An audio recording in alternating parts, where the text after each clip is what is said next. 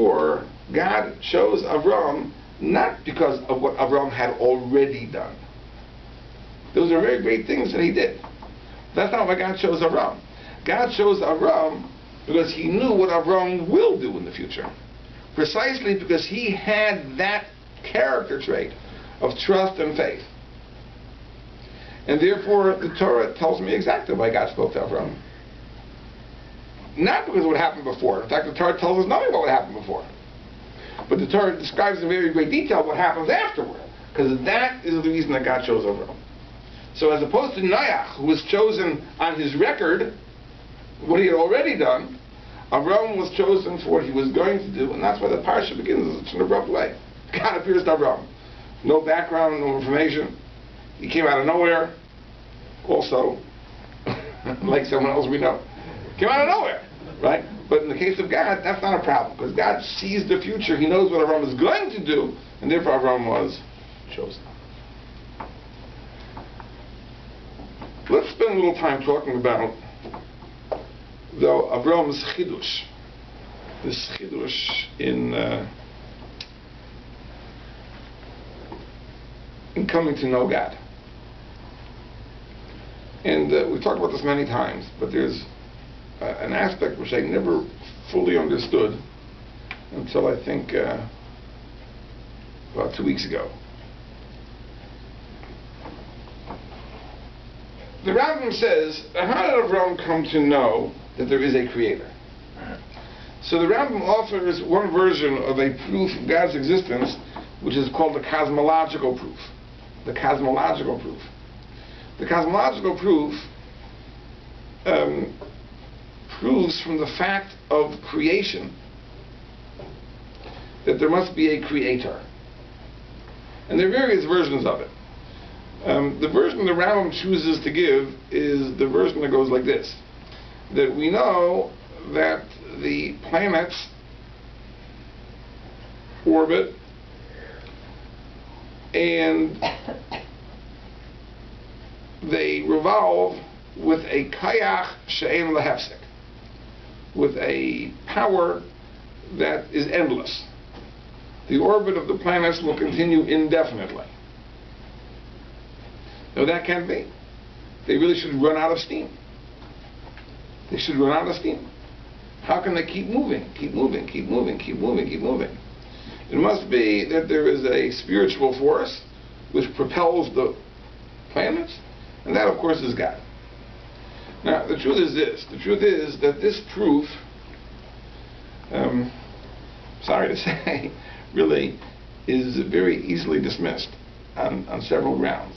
It's really one of the weakest proofs for the existence of God. And I'll tell you why, for two reasons. Number one, that it's really based on a mistaken assumption of Greek science. The Greeks believed that a moving body cannot continue moving indefinitely. Eventually it will slow down and come to rest. And Galileo discovered the exact opposite. That there's a law of inertia, that a moving body will remain in motion unless acted upon by another force.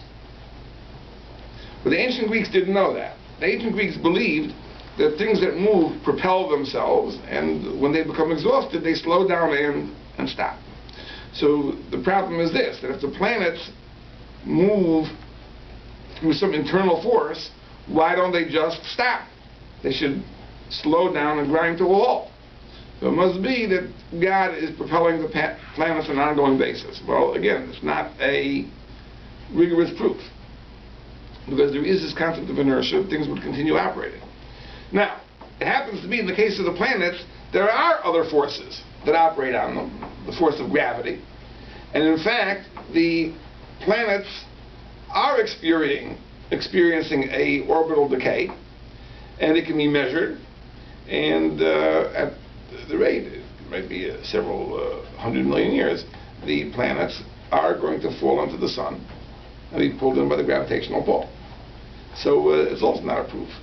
In other words, the Rambam has to postulate that the movement of the planets is endless. If it's going to be just temporary for several 100 million years, that's not going to be a proof. Now the truth is, this is not the strongest proof. The strongest of the cosmological proofs really goes something like this. That we know every event has a cause. And the cause in turn has a cause. And the cause of the cause has a cause. So the problem is that if the chain of causes is infinite, then how are we here? It's like, to give a marshal, let's say I wanted to walk from here to infinity. I'm walking along the number line.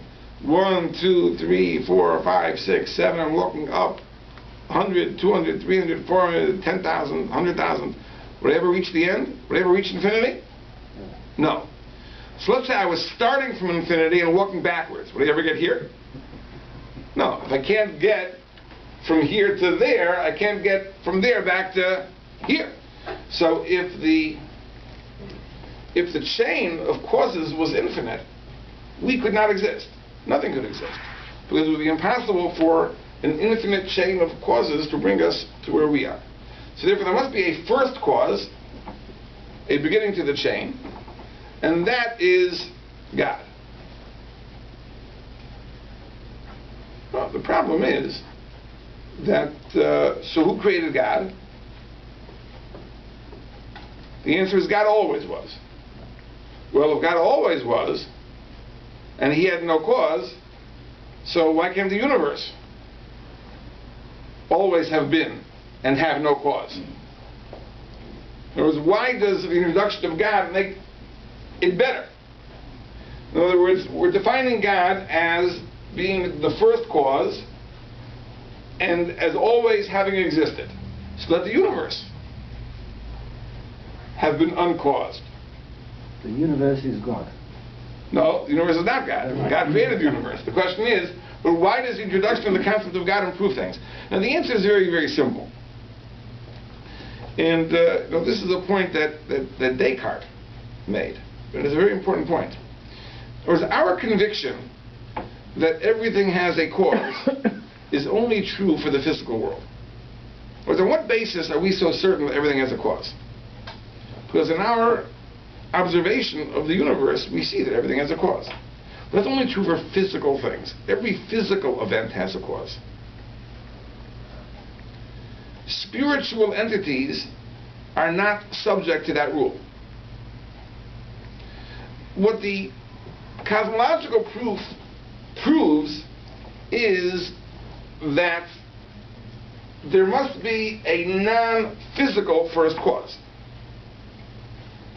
Because you can't have an infinite chain of physical causes, and you can't have a physical first cause. Because every physical entity, every physical event is caused. There can't be a first cause which is a physical thing. And that's how we introduce God.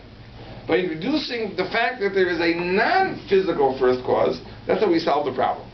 By the way, this is also how Descartes solved the problem of free will. In essentially the same way.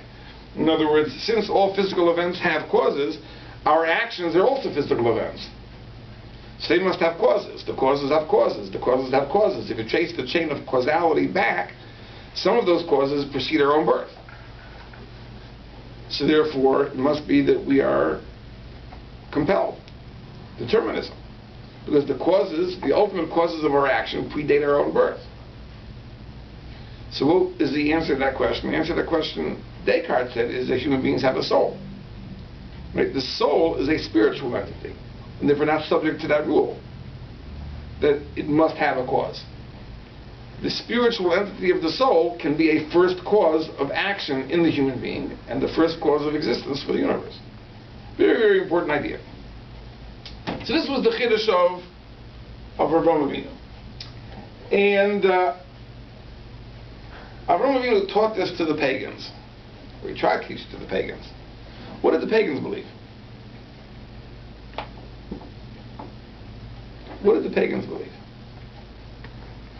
And let's go back to that famous medrash, the other version, the way that we really reject it, but some understand it, that this is how Avraham Avinu came to know God. And did Avraham Avinu live in a time of atheism? They believed in multiple gods. In other words, they believed in many gods. Avraham Avinu believed in one God. How does the Biur Dalekas prove one God? The Biur Dalekas proves there's a creator. But did the Gentiles deny there being a creator? Did they, were they atheists? No, they were polytheists. So what did the Biur Dalekas teach Avraham Avinu contrary to the popular belief of the time?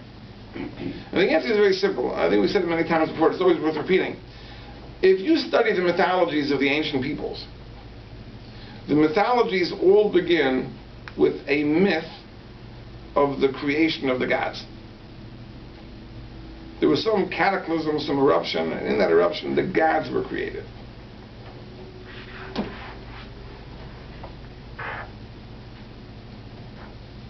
So they believe that the universe always was, and the gods came to be. Avraham Avinu said that can't be. It can't be the universe always was, as we explained. Because the universe is a physical entity. A physical entity is caused, and there can't be an infinite chain of causes. And therefore it must be to the contrary. Not that the universe always was and God came to be, but God always was and the universe came to be. That was the chidush. That was the novel idea of Avraham Avinu. Now, the corollary of this very novel idea is that there's a very, very special relationship between us and God in Avraham Avinu's thinking, which is not the case in the thinking of the pagans. You see, to the pagans, that the gods were of the world, then there isn't really an essential difference between human beings and the gods. We are all of the world. The world has generated all of us. So, for example, if I would ask you, is there an essential difference between a horse and a lizard? You would say, well, they're both members of the animal kingdom. Perhaps a horse is more intelligent than a lizard, etc. But that's a difference in degree, not a difference in essence. Is there a difference between a fairy and a troll? Between a demon and an angel? Between a wizard and a muggle, if you like Harry Potter, right? There's not an essential difference. There are differences. You know, greater powers, lesser powers, greater intelligence, lesser intelligence. In other words, to a pagan, that the gods are of the world. Okay, the gods are stronger, more powerful, but I'm also of the world. It's just like there are differences among human beings. There are differences between human beings and gods. So Avraham Avinu, who came to the understanding that God is the source of all existence, the relationship of God to human beings is a whole different relationship. It's not a difference in degree. It's an essential difference. We are His creations. He is our creator. And that makes all the difference in the world.